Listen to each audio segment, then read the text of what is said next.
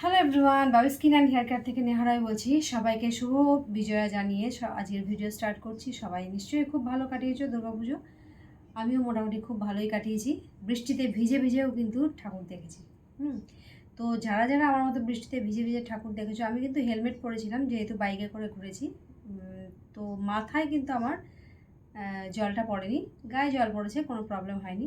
তো মাথায় যাদের পড়েছে বৃষ্টির জলটা তাদের কিন্তু নিশ্চয়ই হেয়ার ফলের প্রবলেম হয়ে গেছে, স্ক্যাল্পে ইচিংয়ের সমস্যা হয়ে গেছে, স্ক্যাল্পে ড্যান্ড্রাফের প্রবলেম হয়ে গেছে, অনেক কিছু হয়ে গেছে আশা করি।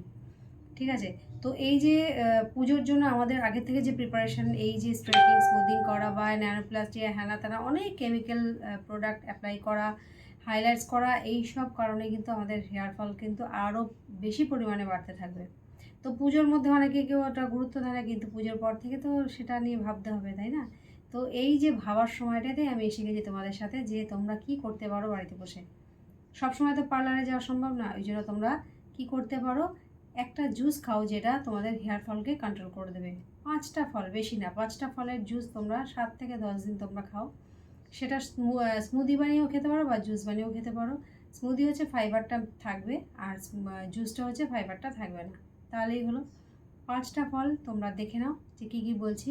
একটা হচ্ছে অ্যাপেল, আর একটা হচ্ছে তোমার আমলা, আর একটা হচ্ছে বেদানা, আর একটা হচ্ছে তোমার বিট, আর একটা হচ্ছে গাজর। এই 5টা ফল আর সবজি মিলিয়ে যে জুসটা, সেটা যদি তোমরা 7 থেকে 10 দিন খেতে পারো দেখবে খুব ভালো রেজাল্ট হয়। যারা স্মুদি বানিয়ে খেতে পারবে, ওটা পাল্পটা পুরো মিক্স করে যেটা খেতে পারবে, খেলে খুব ভালো রেজাল্ট। যদি না পারো শুধুমাত্র ওটাকে চিপে ওর শুধু রসটা বা জুসটা তোমরা বার করে যদি খেতে পারো তাহলে কিন্তু খুব ভালো রেজাল্ট পাবে। তো আর দেরি না করে আজ থেকেই তোমরা স্টার্ট করো। অবশ্য রাত্রির হয়ে গেছে, আমি এখন রাত্রেবেলা ভিডিওটা বানাচ্ছি। রাত্রে খেও না, দিনের বেলা খাও। দিনের বেলা খেলে তোমরা কি করবে, এই জুসটা যদি দিনের বেলা 1 গ্লাস করে খেতে পারো, 7 থেকে 10 দিন কন্টিনিউ করো, দেখবে তোমাদের হেয়ার ফলের সমস্যা অনেকটা রিলিফ পাবে। ঠিক আছে, তো যারা যারা এরকম হেয়ার ফলের সমস্যায় ভুগছো বা অনেক স্ক্যাল্পের প্রবলেম আছে বা কিছু, আর হচ্ছে একটা অর্গানিক শ্যাম্পু, যারা অর্গানিক শ্যাম্পু অনেকে বানায় দেখবে, তাদের থেকে অর্গানিক শ্যাম্পু কিনে তোমরা ইউজ করতে পারো। আর না হলে রিঠা আমলা শিকাকাই দিয়ে তোমরা নিজেরা শ্যাম্পু বানিয়ে তোমরা মাথার স্ক্যাল্পে ইউজ করো, দেখবে খুব ভালো রেজাল্ট পাবে। তোমাদের হেয়ার ফলের সমস্যা হবে না। সবসময় তো পার্লারে যাওয়া সম্ভব নয়, তো এটা করে দেখতে পারো।